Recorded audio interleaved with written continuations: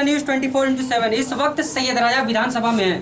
चंदौली जिले का सैयदराजा विधानसभा hot seat बनता हुआ नजर आ रहा है, जहां सभी पार्टियों के प्रत्याशी मैदान में उतर चुके हैं और अपनी अपनी जीत के तार ठोकते हुए नजर आ रहे हैं। इस वक्त एक तरफ हमारे साथ भारतीय जनता पार्टी के लोग हैं तो दूसरी तरफ आम आदमी पार्टी की ओर के लोग हैं। सबसे पहले हम शुरू करेंगे, आम आदमी पार्टी के प्रत्याशी हम लोग के साथ हैं सुरेश सिंह जी। तो क्या मुद्दा होगा सुरेश सिंह जी, इस बार चुनावी मुद्दे क्या होंगे? मुद्दा है भ्रष्टाचार के खिलाफ और यहाँ तमाम लोग जितने भी पार्टियों के लोग हैं वो सरकार से भ्रष्टाचार किए हैं और जनता को हमारे लूटे हुए हैं। दूसरी सबसे बड़ी चीज़ है कि यहाँ शिक्षा की सबसे बड़ी कमी है। स्थानीय स्तर पर धान और किसानों का मुद्दा सबसे बड़ा है। स्वास्थ्य और किसानों की समस्या ये सबसे बड़ी समस्या है। आपने कहा कि जड़ को लेकर बोल रहे हैं, आम आदमी पार्टी के जो प्रत्याशी हैं वो बता रहे हैं कि भ्रष्टाचार और किसानों की जो मुद्दे हैं उसको लेकर सरकार ने इस पर ध्यान नहीं दिया। भरपूर सरकार ने ध्यान दिया है, कहाँ नहीं ध्यान दिया है बताएं लोग। महंगाई सबसे चरम पर है। अरे महंगाई हर समय हुई है, कोई नई बात थोड़ो है। चरम पर है कि जो मोदी जी ने बोला था कि हम आएंगे तो सभी पेट्रोल का रेट जब भी होगा, जितने भी हमारे ये पेट्रोलियम प्रोडक्ट हैं उसके रेट जब भी इंटरनेशनल मार्केट में कम होगा तो कम होगा, ज़्यादा होगा तो ज़्यादा होगा, ये बात सही है। लेकिन इनके आने के बाद परमानेंट तेल का पेट्रोलियम प्रोडक्ट का रेट गिरता गया और हमारे देश में सबसे महंगा होता गया पेट्रोलियम प्रोडक्ट। इसके बाद यहाँ तक कि खाने पीने की वस्तुएं भी महंगा हो गई हैं, यानी सबसे महंगाई है, सबसे चरम सीमा पर पहुँच चुकी है। आप कह रहे हैं, आम आदमी पार्टी का यह भी कहना है कि 300 यूनिट बिजली फ्री, 300 यूनिट बिजली फ्री का नारा आम आदमी पार्टी के साथ साथ समाजवादी पार्टी की ओर से भी किया जा रहा है। तो क्या लग रहा है कि उत्तर प्रदेश इतना बड़ा राज्य है, यहाँ 300 यूनिट बिजली फ्री कर पाना मुमकिन है? हमारे पास संसाधन बहुत हैं और ये एकदम मुमकिन है। यहाँ पर कह रहे हैं कि ये सब पूरी बकवास है। इन लोगों का शासन था समाजवादी पार्टी का, तो इसी सैयदराजा बाजार में बिजली ही नहीं थी, तो फ्री में देने की क्या बात करेंगे। यही उत्तरी बाजार दक्षिणी बाजार है सैयदराजा का। एक सप्ताह जो है दिन में और एक सप्ताह रात में बिजली आती थी और वो उसमें भी कटौती होती थी। रात भर जनता यहाँ की मच्छरों से परेशान। ट्रांसफार्मर फूट जाता था। आप कह रहे हैं कि भरपाई की जाएगी। श्रीमान जी आप देख लीजिए, हम एक किसान कृषि, मैं भी एक खेतिहर हूँ, किसान हूँ। इतनी आप बैठ करके संसद में तीनों बिल पास कर दिए, लेकिन ये जनता के हित के लिए नहीं था। जो भी ये बिल तीनों पास किया गया था उसमें सबसे बड़ा योगदान बड़े व्यापारियों के लिए वो मिल रहा था, क्योंकि हमारा आज भी हम उसी समस्या में घिरे हुए हैं कि हमारा धान का भुगतान नहीं हो रहा है। हमारा क्रय केंद्र जो भी खुला हुआ है, ऐसा है ये मोटिवेट फंसा दिए हैं ये पेपरों के चक्कर में लोगों को कि आदमी उसी में परेशान होकर के रह गया है। आपके पार्टी के तमाम लोग या तमाम लोग हैं जो व्यापारी वर्ग के लोग हैं, वो कितनी समस्याओं से ग्रस्त हैं। आज एक किसान को अगर धान बेचना होता है या फिर आप जो है भेज रहे हैं नामांकन कराने, रजिस्ट्रेशन कराने के लिए, तो आपका रजिस्ट्रेशन गड़बड़ हो गया तो आपका भुगतान नहीं हो पाएगा।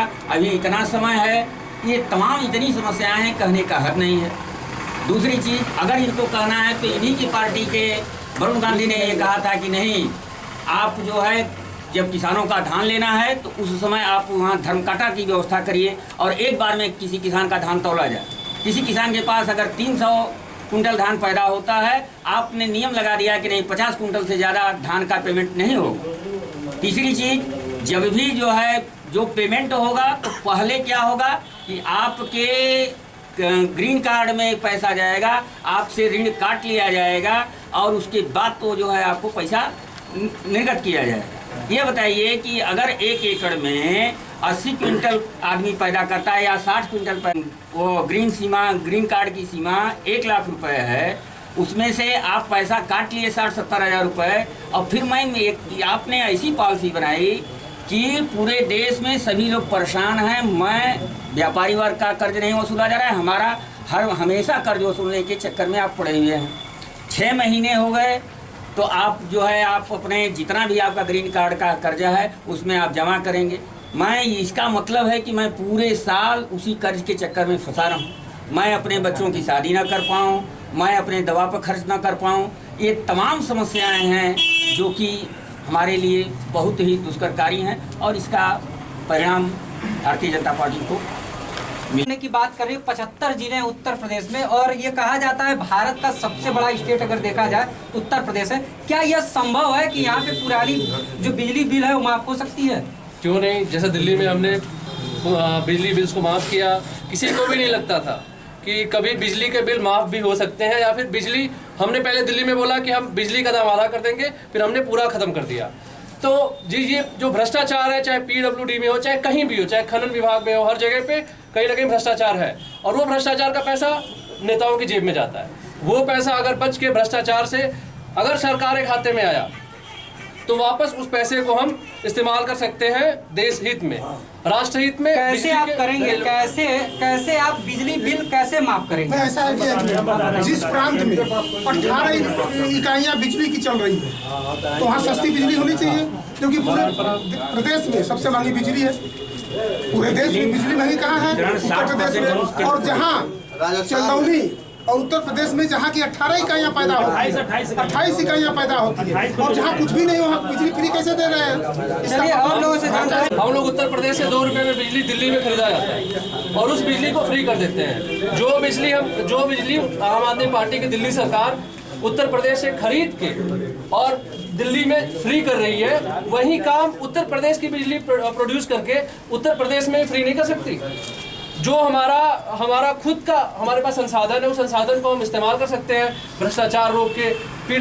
इतने सारे संसाधन बता रहे हैं। यहाँ पे आम लोगों से भी बात हुई तो उन्होंने कहा कि ऐसी बातें हैं कि किसानों के जो धान थे वो खरीदे नहीं गए, उसके लिए दर दर भटकना पड़ा। कौन बोला धान खरीदा नहीं गया? पब्लिक बोल रही है। ऐसी कोई बात नहीं है। आप किसान नहीं हैं, आप बच्चे हैं। कोई बात नहीं है। किसान के बच्चे तो हैं। हम भी किसान हैं। रजिस्ट्रेशन दिखा दिया आपको? जी इधर आइए। पता है ना कि 50 कुंटल से ज्यादा जो है माल नहीं लिया जा रहा था। 60 कुंटल कहाँ अनलिमिटेड? आप देखे हैं डिप्टी आरओ से बात करिए। डिप्टी आरओ से बात। आप मिल मालिक हैं। किन किन प्रकार की समस्याएं होती हैं धान बेचने में? पूरी धान बेचने में कितनी समस्या वही होती है। फिर वही बात काम हुआ नहीं था। हम पिछली सरकारों का खत्म कर रहे हैं। छोटे किसान का मतलब क्या है? छोटे किसान का मतलब बताइए। लघु एवं सीमांत किसानों को कितना उनका धान कितना उनके पास हो तो वो लघु किसान या छोटे किसान कहलाएंगे? 2.5 एकड़ से कम हो तो लघु किसान कहलाएंगे। कितना एकड़ और कितने कुंटल धान उनके पास होना चाहिए? मतलब 2.5 एकड़ में जो पैदावार हो रही है 75 कुंटल तो पूरा ले लेंगे। हाँ 50 कुंटल सबसे ले लेंगे। अगले हफ्ते फिर जो है अपना धान उठा करके लाइए ले लेंगे। 50 कुंटल एक बार में 5 दिन के बाद फिर 50 कुंटल। मतलब किसान लाइन लगाए हुए रहे क्रय केंद्रों पर कि 50 कुंटल मेरा भी आज तोल गया, अब 50 कुंटल के लिए फिर मैं परेशान हूँ। मैं खेती करूं आकर के अपना बुआई जुताई करूं फिर 50-50 कुंटल बेचता हूं। जिसके पास सिंगल आदमी है, जिसके पास सिंगल आदमी है। चलिए ठीक है, इन बातों से भारतीय जनता पार्टी अभी बात कही है लेकिन सरकार में घर से ही धान ली जाती थी, वही तो खत्म करना है। हम इस वक्त टाउन में है। टाउन की बात करते हैं कि जो घर है जिनको कल तक घर नहीं था, भारतीय जनता पार्टी ये भी दावे कर रही है और देखने में भी मिलता है कि सभी को जो पात्र हैं उनको शौचालय और आवास मिला है। तो इस पर आगे के लिए कह रहे हैं कि हर बेघर को घर, सभी गरीब आवासहीन, अनुसूचित जाति, पिछड़ा, वंचित एवं अन्य गरीब परिवारों को आवासीय पट्टे की भूमि तथा आवास की सुविधा देंगे। जी तो ये आप देंगे, लेकिन 5 साल में अरे आप 5 साल रहे हैं, 5 साल में कितना आप गरीबों को पट्टा दिए? अगले कार्यकाल में दिया जाएगा। हमारी सरकार में 18,000 हमारी सरकार शायद उनको दिखता ना हो। दिन कहाँ अंधे होंगे। ऐसी बातें हैं कि देख के भी अनजान बन जाते हैं। भैया पत्रकार भैया, इन्हीं के पार्टी के पूर्व मेंबर थे कुमार विश्वास जी, जो कि इस देश के बड़े पंजाब में लगा है आरोप। उन्होंने आरोप लगाया है इनके नेता अरविंद केजरीवाल पर। इन्होंने कहा था पिछले विधानसभा चुनाव पंजाब में कि अगर विश्वास जी अगर यहाँ पर सरकार हमको बनानी है तो मुझे खालिस्तानियों का सपोर्ट लेना पड़ेगा। इसके लिए चाहे पंजाब के अगर टुकड़े भी हो जाए तो मैं पंजाब का पीएम बन जाऊंगा, अगर नहीं होगा टुकड़ा तो मैं सीएम बन जाऊंगा। ये देश बांटने वाले लोग क्या करते हैं? उन्होंने क्यों नहीं ये बात कही कि नहीं ये अरविंद केजरीवाल देश विरोधी हैं, देश विरोधी ताकतों से इनका संपर्क है, ये खालिस्तानी संबंध रखते हैं, उस समय क्यों नहीं कहा?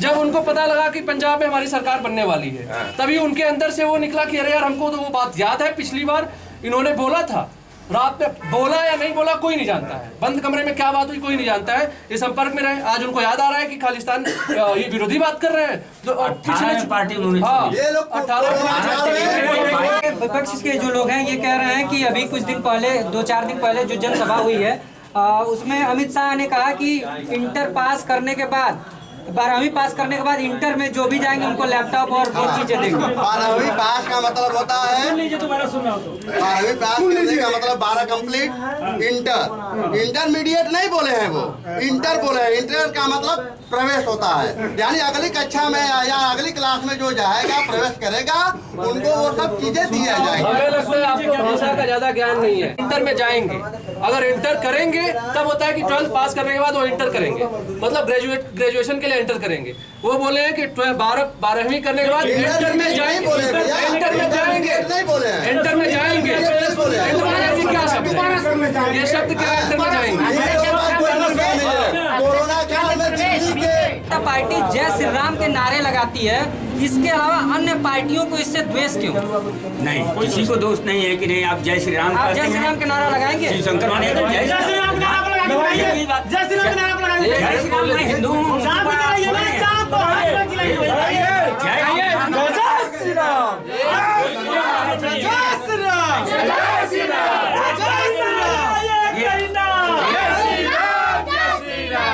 यहाँ पे जितने लोग जय श्री राम नारा लगाए, ये बात है, जय श्री राम यही नारा लगाएंगे, हम नहीं कर सकते जय श्री राम।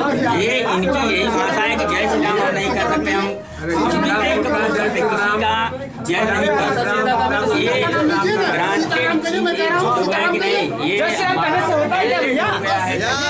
रामचरितमानस पढ़ने की कोई आवश्यकता नहीं,